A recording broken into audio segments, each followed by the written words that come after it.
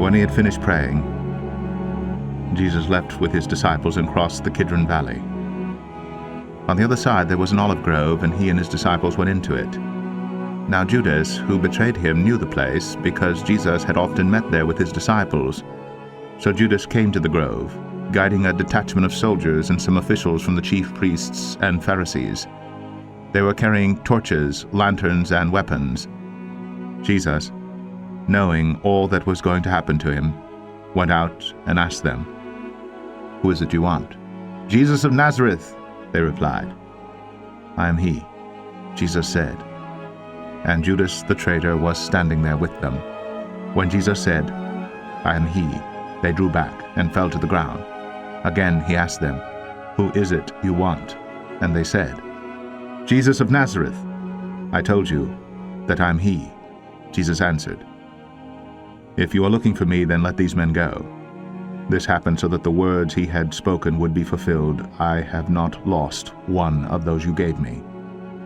Then Simon Peter, who had a sword, drew it and struck the high priest's servant, cutting off his right ear.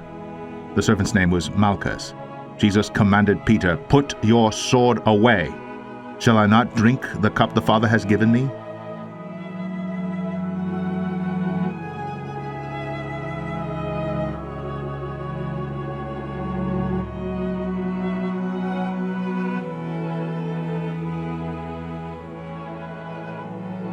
Then the detachment of soldiers, with its commander and the Jewish officials, arrested Jesus. They bound him and brought him first to Annas, who was the father-in-law of Caiaphas, the high priest that year. Caiaphas was the one who advised the Jews that it would be good if one man died for the people.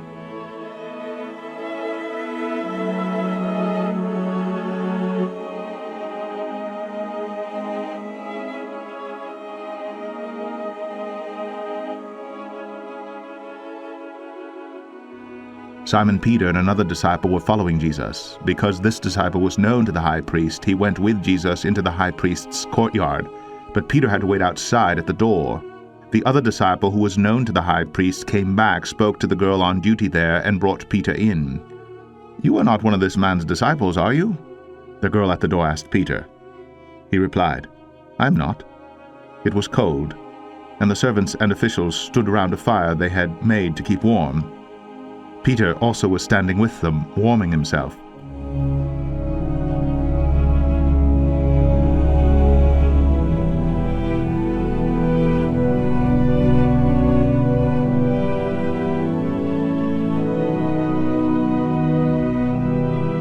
Meanwhile, the high priest questioned Jesus about his disciples and his teaching. "I have spoken openly to the world," Jesus replied. "Always taught in synagogues or at the temple where all the Jews come together. I said nothing in secret. Why question me? Ask those who heard me. Surely they know what I said." When Jesus said this, one of the officials nearby struck him in the face. "Is this the way you answer the high priest?" he demanded. "If I said something wrong," Jesus replied, "testify as to what is wrong. But if I spoke the truth, why did you strike me?" Then Annas sent him, still bound, to Caiaphas, the high priest.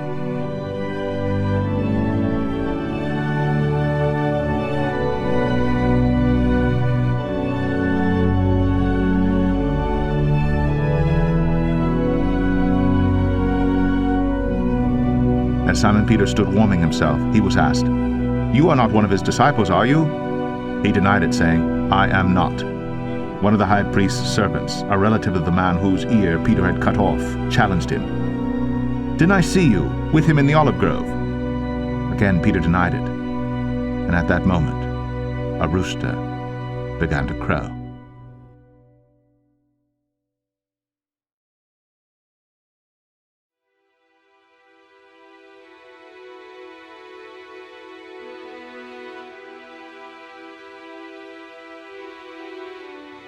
Then the Jews led Jesus from Caiaphas to the palace of the Roman governor. By now it was early morning, and to avoid ceremonial uncleanness, the Jews did not enter the palace. They wanted to be able to eat the Passover. So Pilate came out to them and asked, "What charges are you bringing against this man?" "If he were not a criminal," they replied, "we would not have handed him over to you." Pilate said, Take him yourselves and judge him by your own law." "But we have no right to execute anyone," the Jews objected. This happened so the words Jesus had spoken, indicating the kind of death he was going to die, would be fulfilled.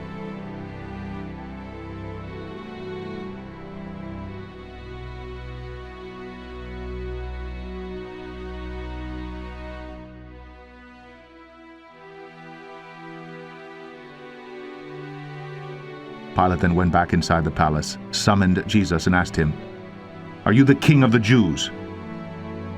"Is that your own idea?" Jesus asked. "Or did others talk to you about me?" "Am I a Jew?" Pilate replied. "It was your people and your chief priests who handed you over to me. What is it you have done?" Jesus said, "My kingdom is not of this world. If it were, my servants would fight to prevent my arrest by the Jews. But now my kingdom is from another place." "You are a king then," said Pilate.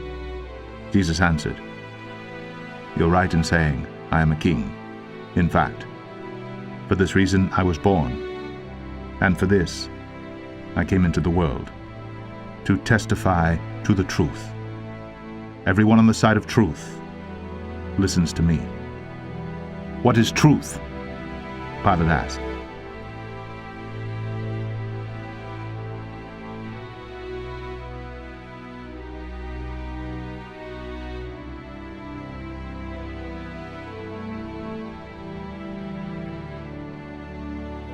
With this he went out again to the Jews and said, "I find no basis for a charge against him.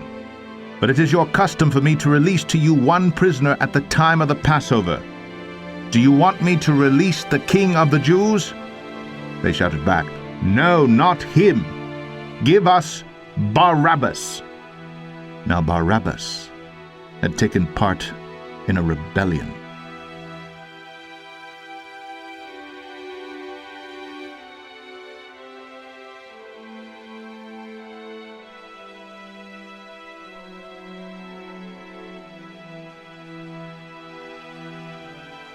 Then Pilate took Jesus and had him flogged. The soldiers twisted together a crown of thorns and put it on his head. They clothed him in a purple robe and went up to him again and again, saying, "Hail, King of the Jews!" And they struck him in the face. Once more Pilate came out and said to the Jews, "Look, I'm bringing him out to you to let you know that I find no basis for a charge against him." When Jesus came out wearing the crown of thorns and the purple robe, Pilate said to them, "Here is the man." As soon as the chief priests and their officials saw him, they shouted, "Crucify! Crucify!"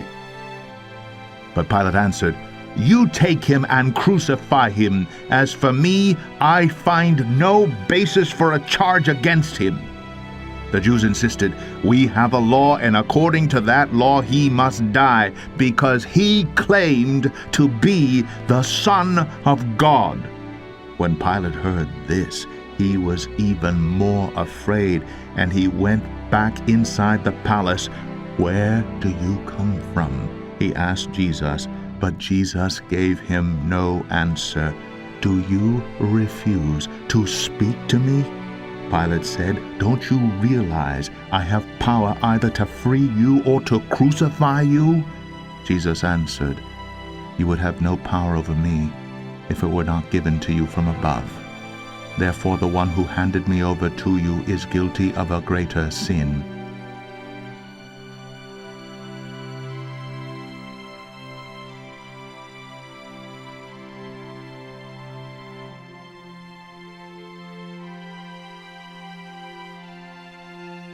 From then on, Pilate tried to set Jesus free, but the Jews kept shouting, "If you let this man go, you are no friend of Caesar. Anyone who claims to be a king opposes Caesar."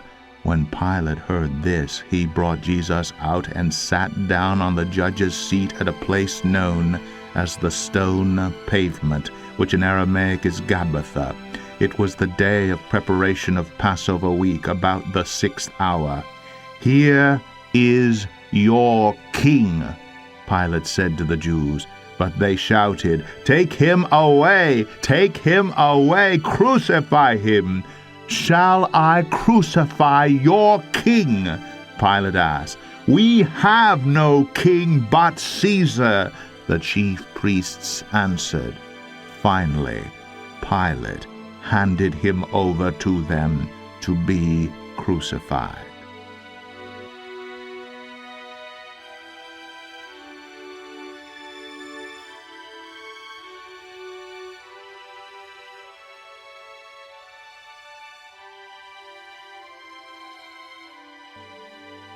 So the soldiers took charge of Jesus. Carrying his own cross, he went out to the place of the skull, which in Aramaic is called Golgotha. Here they crucified him, and with him 2 others, one on each side, and Jesus in the middle. Pilate had a notice prepared and fastened to the cross. It read, "Jesus of Nazareth, the King of the Jews." Many of the Jews read this sign, for the place where Jesus was crucified was near the city, and the sign was written in Aramaic, Latin, and Greek. The chief priests of the Jews protested to Pilate, "Do not write the King of the Jews, but that this man claimed to be King of the Jews." Pilate answered, "What I have written, I have written."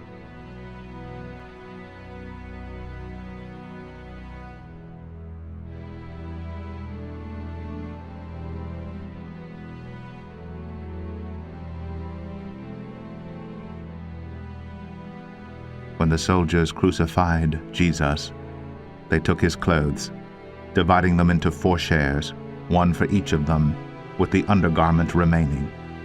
This garment was seamless, woven in one piece from top to bottom. "Let's not tear it," they said to one another. "Let's decide by lot who will get it." This happened, that the scripture might be fulfilled which said, "They divided my garments among them, and cast lots for my clothing."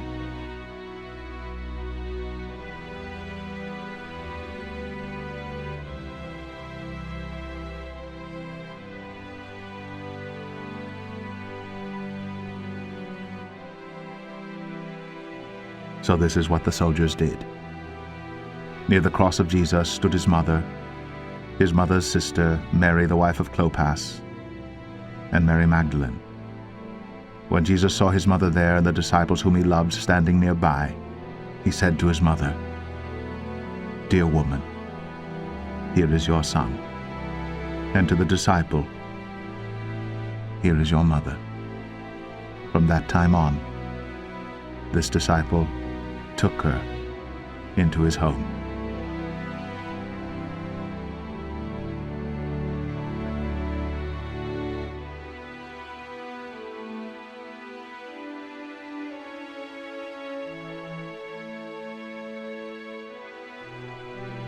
Later, knowing that all was now completed, and so that the scripture would be fulfilled, Jesus said, "I am thirsty." A jar of wine vinegar was there, so they soaked a sponge in it, put the sponge on a stalk of the hyssop plant, and lifted it to Jesus' lips. When he had received the drink, Jesus said, "It is finished." With that, he bowed his head and gave up his spirit.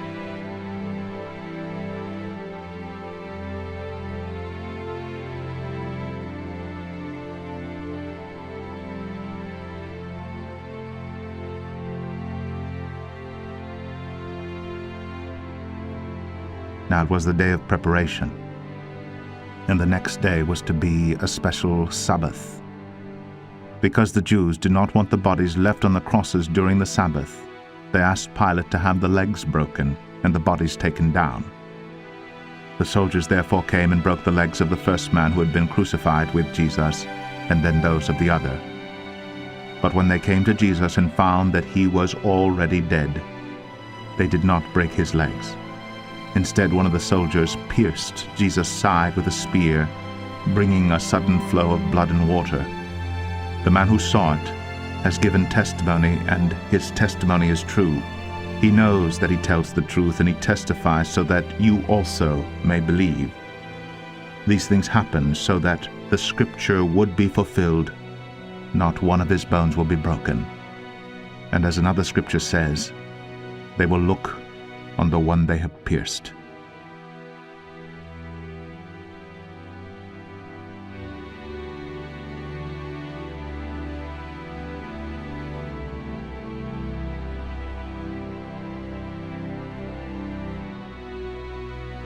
Later, Joseph of Arimathea asked Pilate for the body of Jesus. Now Joseph was a disciple of Jesus, but secretly because he feared the Jews. With Pilate's permission, he came and took the body away. He was accompanied by Nicodemus, the man who earlier had visited Jesus at night. Nicodemus brought a mixture of myrrh and aloes, about 75 pounds.